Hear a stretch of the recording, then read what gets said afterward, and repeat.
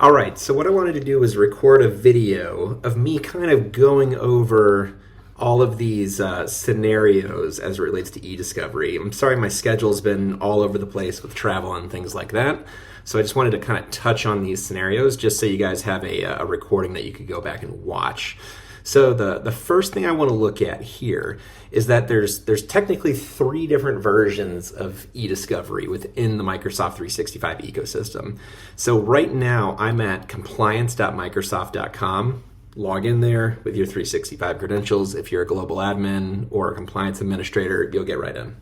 And then on the left-hand side, you have content search, and then you have eDiscovery Standard and Premium. And really what they are is they're all kind of the same thing. So think of content search as, I just need to go find something. I need to find an email in Thomas's inbox from Patricio.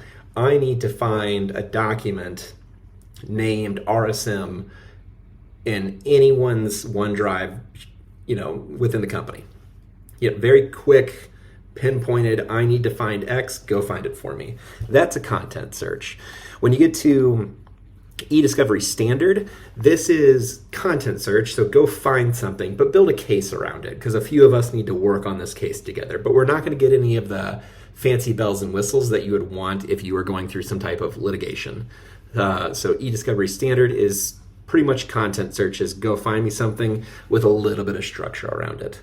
And then you get into eDiscovery Premium, and this is where really the rubber hits the road, because this is go find me something, collect a lot of data, review what's going on with those cases, annotate the data, redact the data, modify pieces of the data, export the data, send it off to a third-party counsel. So eDiscovery Premium is kind of where everything gets a little more robust, you could say, in this scenario.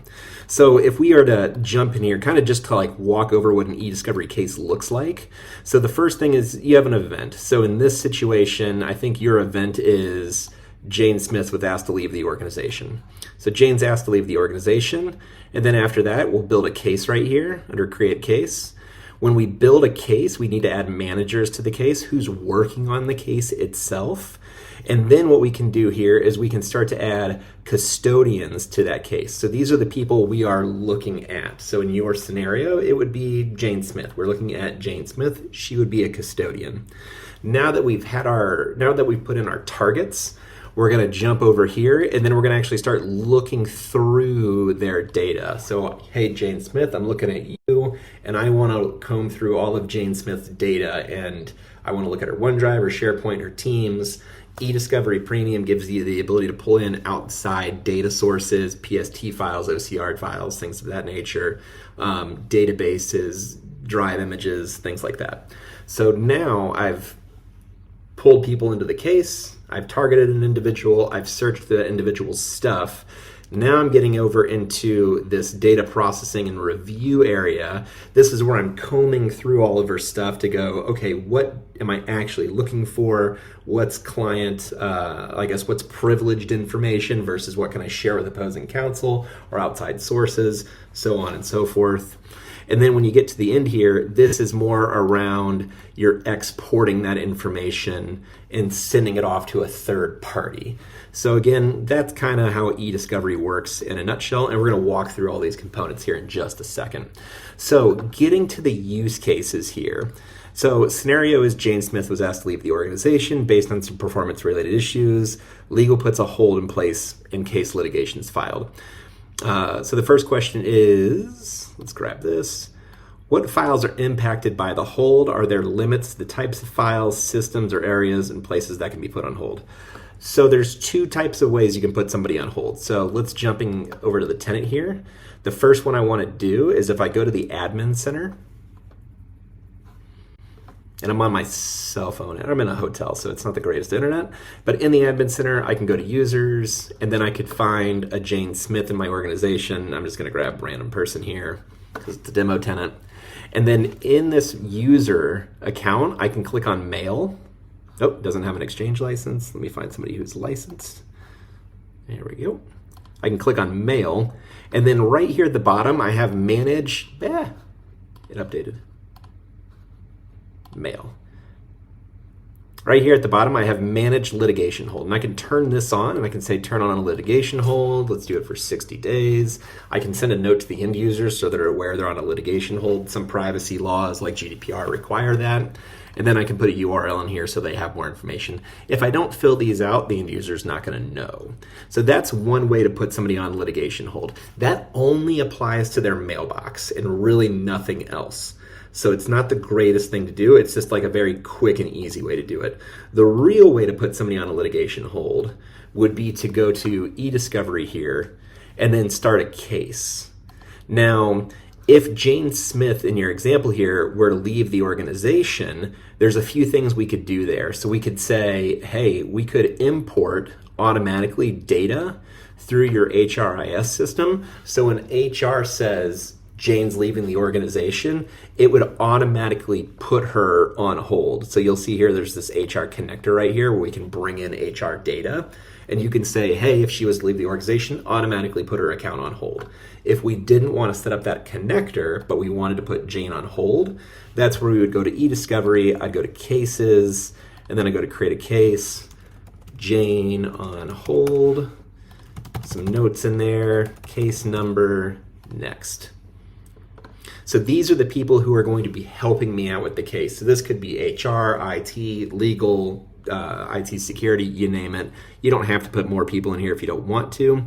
And then we also get some additional information. You know, are we going to look at documents that have less than 10 words? No. Are we going to look at documents that are 65% similar? No. Maximum word count, what is this, 50,000 or 500,000? So on. This just helps out with the eDiscovery process to make it happen quicker. And you can modify these as needed. We can group items together based on the theme or what they're talking about. We can say, let's ignore some text. So if we see, you know, company names, we want to ignore those. Things that might cause false positives, we can throw that in there as well. And we can talk about, you know, if it's all part of the same theme, like they're all talking about a video game, then like, let's get rid of that. Or if they're very near duplicates, I don't need to see a bunch of duplicates of a document. And then ocular character recognition, you know, looking through images, things of that nature. Go to next here, and then I get a summary. Now I've built the case to put Jane on hold, but I haven't put Jane on hold yet because all I did was say, hey guys, we're going to build a case. Now what I would do is I would go into my case and I would go into my data sources because again, Jane is my data source. And she's technically the custodian. So I'm gonna put this custodian, I'm gonna select custodian, and I don't have a James in my, I don't have that name in my demo tenant, so I'm just gonna grab this random name right here.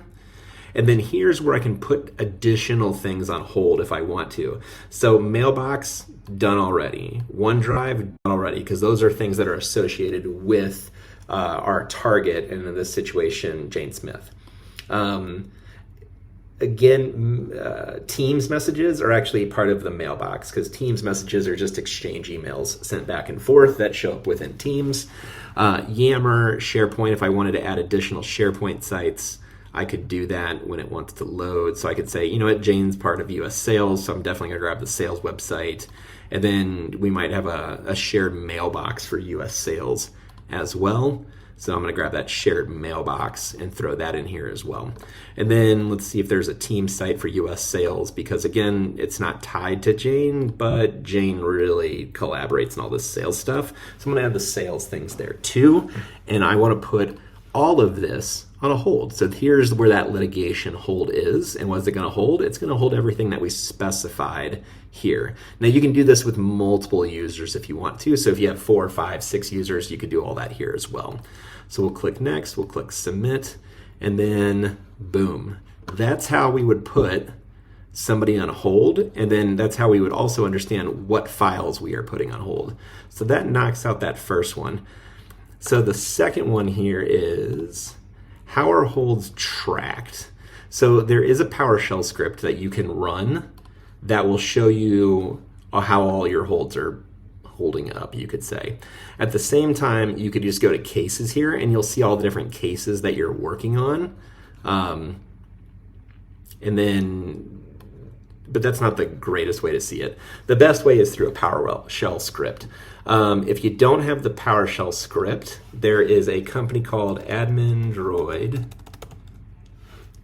And this is pretty much just a Microsoft 365 reporting tool for across the board.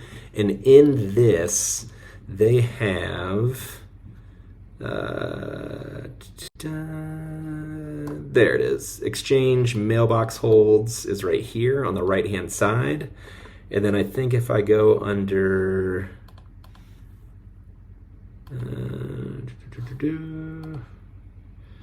there's another one for like litigation holds, eDiscovery right here. That will show holds as well. I think those two reports together will show all your holds. This is actually a pretty cheap tool to my knowledge. So you're looking at, for 150 users in your tenancy, $49 a year. If you have, let's say you got 5,000 people in your tenancy, you're looking at $1,500 a year. So it's not a crazy expensive item.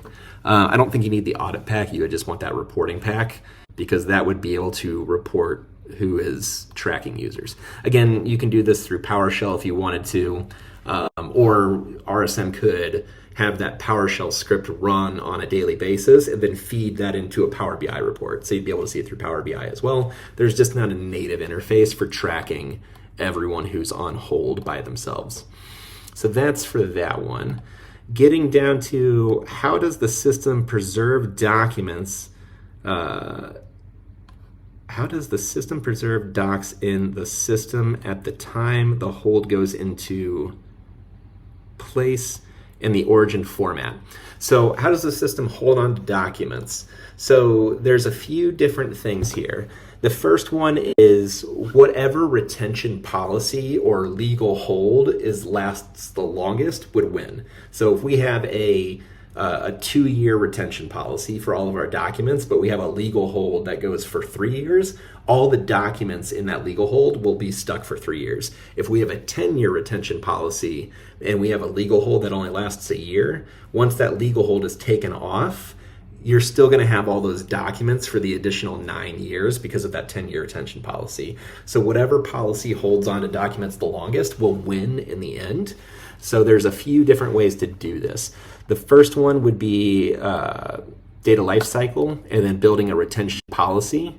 So this says, I want to keep everything in the tenancy for 2 years. I want to automatically keep contracts for more than 2 years. So you can build things in here like this.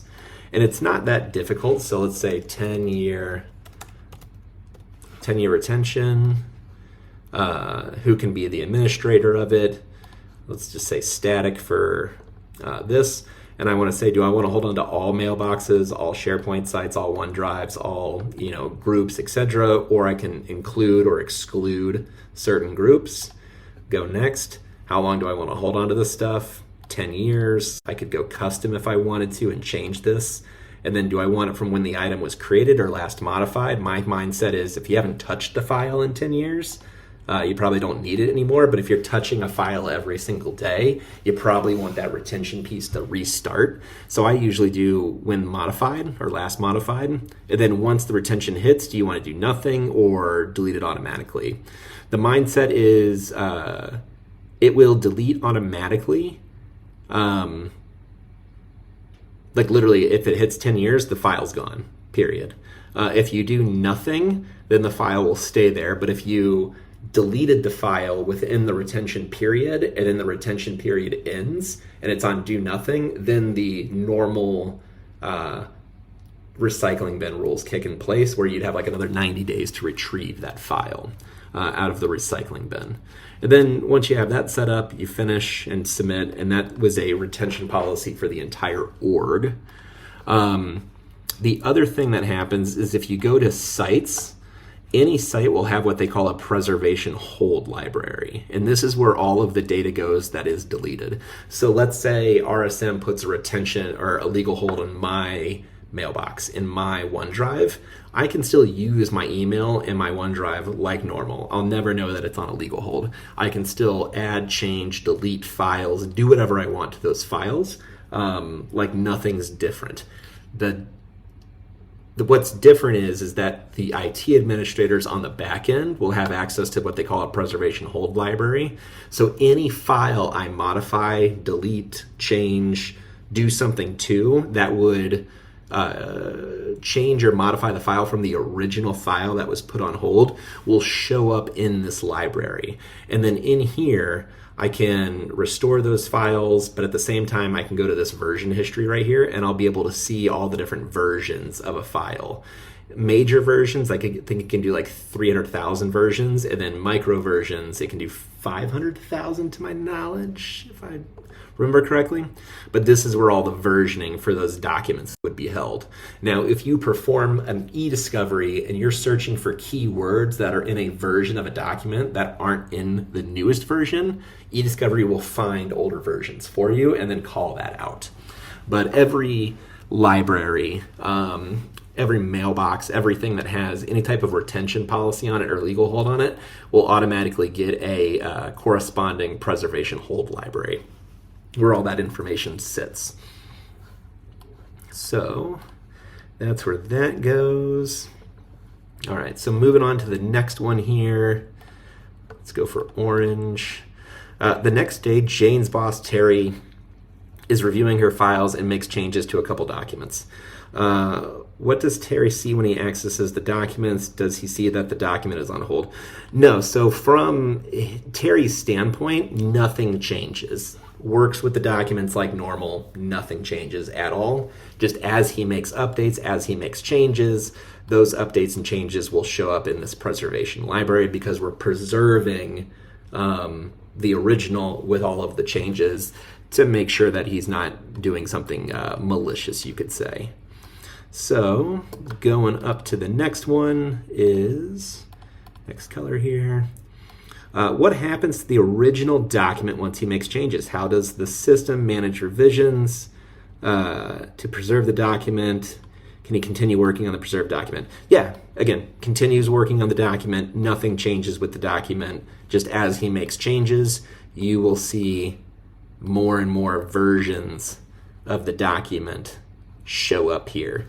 If you guys went to your OneDrive, your SharePoint, anything right now and looked at a document that you've modified a bunch of times, you're going to see all these different version numbers within your own 365 environment, and it works roughly the exact same way. Let's see here. All right, moving on. Where is my handy dandy PowerPoint? All right, boom. What happens to all the sequential versions of the document that are created? They show up in that same library, and when they show up in there, you would be able to versions, and then you could click on these. So you can click on these time date stamps, and you could restore that version or view that version. So let's say if I wanted to view the original one, that's the document there. Actually, that's the version history. So let me see if I can find.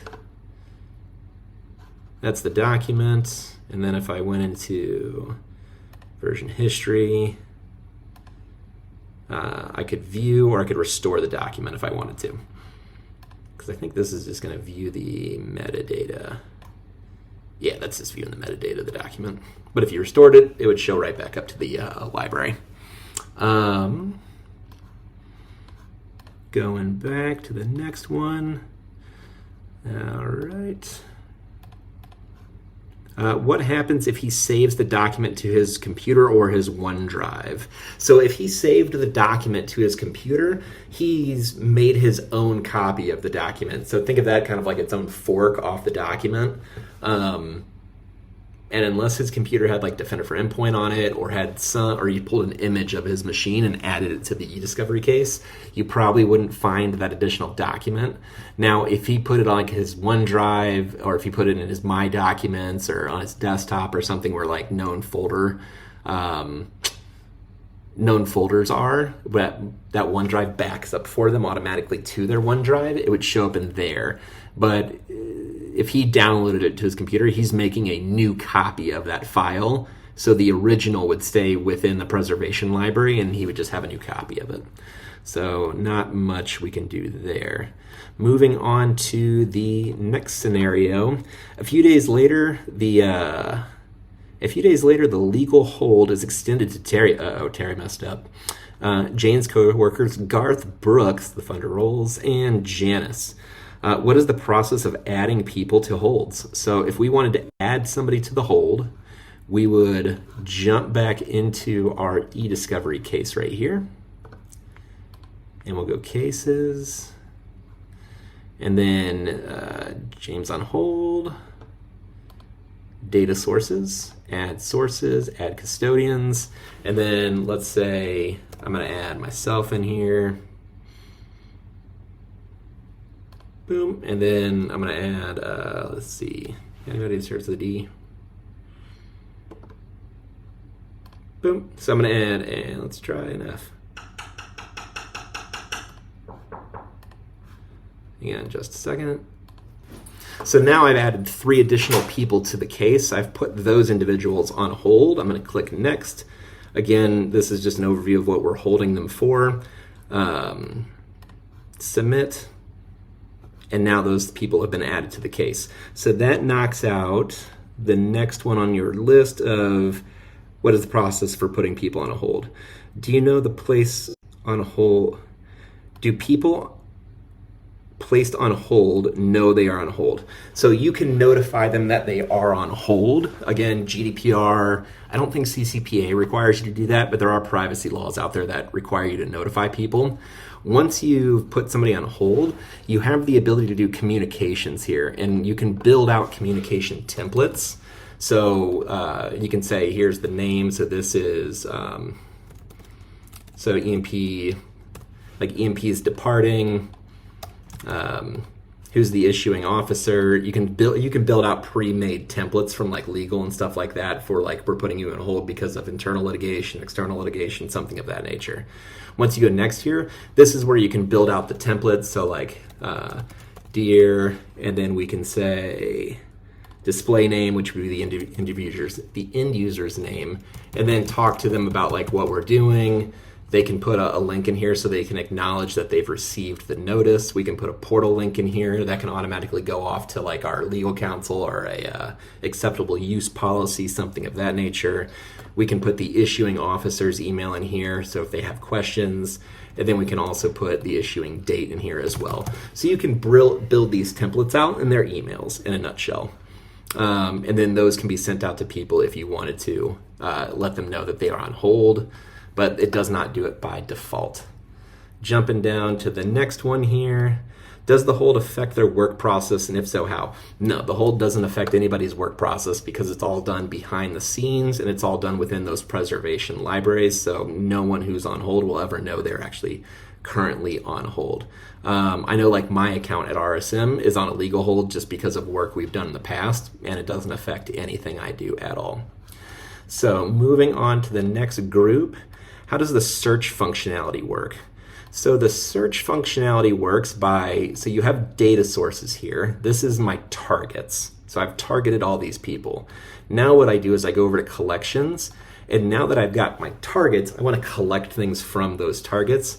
So I'm looking for, and then I can add a description there. Who do I want to look for? Do I want to just target individuals, or do I want to target everyone in this case? So I can say, you know what, I'm looking for emails between A and B people, but I'm only looking for that as it relates to Christine.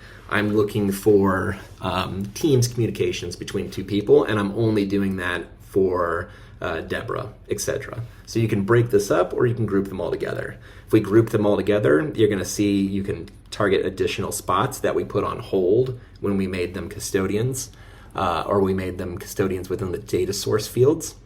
Now that we'll click on next, we can add non-custodial data. So this is external drives. This could be images of machines. This could be dumps of OneDrive, SharePoint, Box and Dropbox. Just external data that's not part of 365 is where this would go. And then we can say, I want to search all of the Exchange, all the SharePoint sites, all public folders, and I can select additional Exchange mailboxes and SharePoint sites that are outside of my custodians, outside of my targets, you could say. And then I want to do guest mailbox, team sites, things like that. And now here's where I get to my query builder. So this is actually a really good use case for a ChatGPT. So if you go to ChatGPT, or if you go to like Copilot within 365 and you say, make me a KQL query to find, and then you describe to it what you're trying to find within 365, it actually will make you a pretty solid KQL query. But if you don't have that, you can just do this query builder.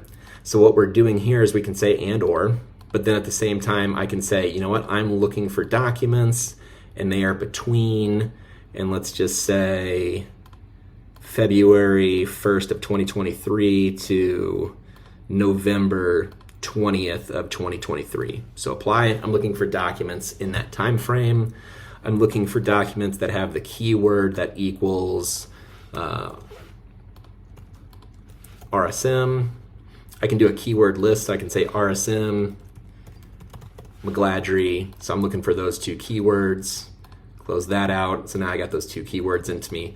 I can add additional file types. You know, I'm looking for documents between these two dates that have these keywords that are a PDF document. So file type equals any of these .pdf. That's how I can find that. If I wanted to, I could add another group here, and then I can say and or it has to have these three things and it has to have something else. So this is how I can kind of just scope down my search queries to find exactly what I'm looking for. And then if I click next and then submit, it's going to start chewing through the systems to find my search criteria. Now that does take time. It's shared response. It's a shared compute backend. So there's, you know, other people that it has to share CPU and RAM with. But I think I built another case here where you can see collections where we've run a query and we've already pulled those things up. So you'll see that these are successful and they've been successfully run, but it does take time to do that. That's how you would search. So going to the next one here. How are docs pulled in the original format and metadata is preserved? So now that I've found what I'm looking for, what I would do is I would say, this is what I'm looking for. I found all this information and now I want to review that information. So I'd go to this review sets here. And in review sets is actually where I can start digging through stuff. So I'm going to open up this review set.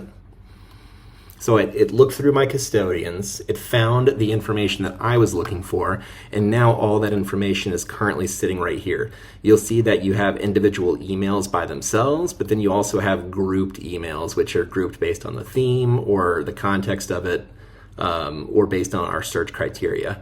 You have the ability to search even more granular within this information right here. If you wanted to. So again, if it's pulling too much, you can get even more granular while you're in this view. But in this view here, I can say, you know what? This document right here is good, that email is good, and that email is good. I could click this button right here and click export, and that will allow me to export those documents, preserving the document itself and the metadata and so on. Now you'll see here comment redactions to PDF. So if I were going into one of these documents, let's say I'm in the server upgrade document right here, and I'm reviewing this document, and this has something to do with my legal case, and I go, you know what? They don't need to know that we were doing anything on Exchange Online. That's attorney-client privilege. That's something else that's not related to this case. So I'm going to annotate that as we wait. And now that I've annotated this, I can go here to redact area, and then I can redact out Exchange Online. So now that I've redacted something, I can give them this email, but it's going to be in a PDF format and not an email format because I've redacted something. At the same time, I can jump in here with a pencil, and let's make the pencil red, and I can, you know, write something in the document if I wanted to. Or I could highlight underneath things or call attention to something. But once I've done that, then I would be able to grab that piece of information and then commit to PDF so that it couldn't be modified. Once I've found the data that I'm looking for and I've highlighted that data and I've clicked export, I can go to my cases. Actually, I want to go into my case. And then I can go to exports here. And then I can click here to download it, and then I'll get a summary. So just all the files that I'm downloading in an Excel format. So I have just a ledger of all the files, and then a zip of where all those files are. And this zip is, a gig plus, and that would have your emails, that would have your Word, Excel, PowerPoint, your PDFs. Anything you found would be sitting in that zip file, and it would be like it would be no different than anybody else sending you a zip file full of information. So, going to the next one here. How is versioning managed on the various docs? We've looked at that quite a few times, going into that versioning where you see the different versions of a document. So you guys have seen that a few times, so we're good there. As it relates to versioning inside of eDiscovery, again, you're going to see that as when you get into these review sets, load those up. You're going to see all those different versions inside of this laundry list of files right here. And then again, it's going to be on like one of these little drop downs. You'll see all the different versions that you can look through. Yep. Grab that back up. The next one here is, how can we transfer the pulled documents to a provider or outside counsel? So again, once we hit... Once we go to that export button, so click on export, let's grab that, let's download that. Just thinking about it, hotel Wi-Fi for the win. So now it's downloading that zip file, and once it downloads, it's like sending a document to any other legal counsel. They'll either give you a portal to upload it to, or put it on a flash drive, or you can throw in a SharePoint library, but you'd move it like any other file. You can give outside counsel access to this, up to you guys, but I would much rather just zip it up and send it to them. All right, getting on the next one here. What information can be pulled from the system related to active holds? Reporting, legal would like to pull a report of all staff currently on hold and the matters they're on hold for. That would need to be a PowerShell script. Again, legal can always come to the cases section here. And in this cases section, they'll be able to click on any of these cases.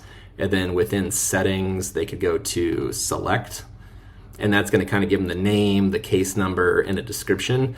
But I don't think that's everything that you're looking for. So again, that's probably more of a PowerShell script that we could feed into a Power BI, or it's going back to like Admin Droid, where Admin Droid can pull eDiscovery reporting for you. Next one down the list here. What's the process of removing an active hold?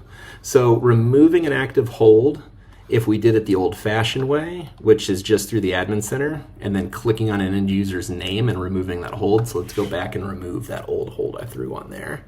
Again, doing it this way only applies it to the Exchange mailbox, so approach with caution on that one.